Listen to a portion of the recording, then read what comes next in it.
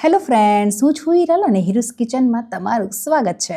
તો આજે આપણે બનાવીશું ખૂબ જ ટેસ્ટી અને એકદમ ચટપટું ડુંગળીનું સલાડ. તો ફ્રેન્ડ્સ, આ ડુંગળીનું સલાડ તમે એકવાર બનાવી લીધું ને તો સમજો કે તમારો જમવાનો સ્વાદ બમણો થઈ જવાનો છે. તો ચાલો બનાવવાનું શરૂ કરીએ.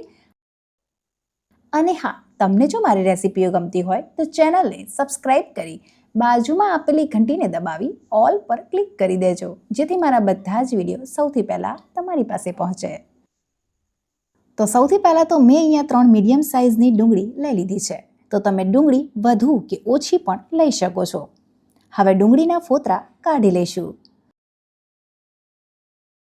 તો આ જુઓ, મેં ડુંગળીના ફોતરા કાઢી લીધા છે. હવે ડુંગળીના પાછળના ભાગને કટ કરી કાઢી લઈશું અને ડુંગળીને આ રીતે ઊભી સ્લાઇસમાં કટ કરી લઈશું. તો ફ્રેન્ડ્સ, ડુંગળી સમારતી વખતે આપણી આંખોમાંથી પાણી નીકળે ને તે આપણને બિલકુલ નથી ગમતું હોતું. તો તેના માટે શું કરવાનું? તો તેના માટેની હું તમને 2 ટ્રીક બતાવું છું.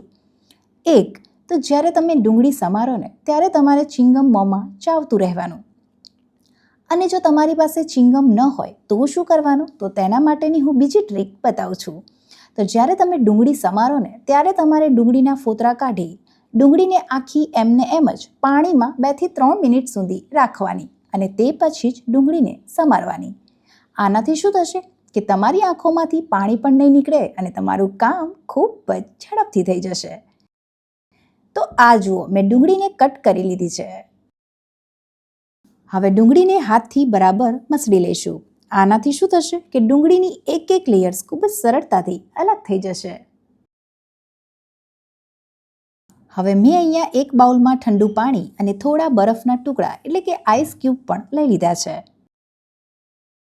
હવે આ ઠંડા પાણીમાં કટ કરેલી ડુંગળી એડ કરી લઈશું.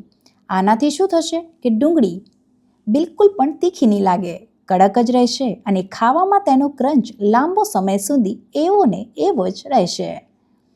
હવે આ ડુંગળીને ઠંડા પાણીમાં 2 થી 3 મિનિટ સુધી આ જ રીતે રહેવા દઈશું. તો 2 થી 3 મિનિટ સુધી ડુંગળી ઠંડા પાણીમાં રાખીએ ત્યાં સુધી વઘાર માટેની કઈ વસ્તુઓ જોઈએ તે જોઈ લઈએ. તો સૌથી પહેલાં તો મેં અહીંયા એક પ્લેટમાં 1 ચમચી જીરું, સાથે જ થોડા કાળા તલ લીધા છે, 1 ચમચી વરિયાળી લીધી છે, 1 ચમચી લાલ મરચું લીધું છે અને સાથે જ દળેલી ખાંડ લીધી છે. તો ખાંડ લેવી ટોટલી ઓપ્શનલ છે. તો આ જુઓ, 2 થી 3 મિનિટ થઈ ગઈ છે અને ડુંગળીનું બધું જ પાણી નિતારી લઈશું અને એક બાઉલમાં કાઢી લઈશું.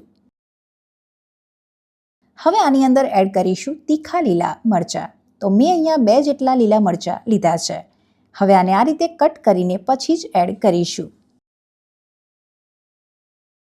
સાથે જ એડ કરીશું થોડા કાળા મરીનો પાવડર.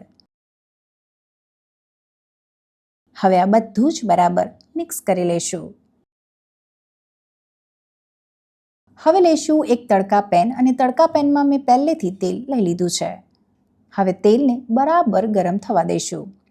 તો તેલ બરાબર ગરમ થઈ ગયું છે. હવે ગેસની ફ્લેમ બંધ કરી લઈશું.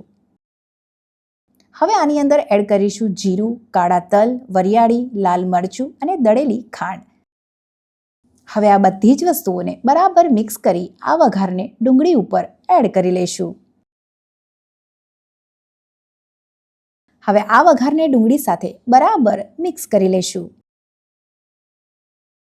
હવે ઉપરથી એડ કરીશું સ્વાદ અનુસાર મીઠું.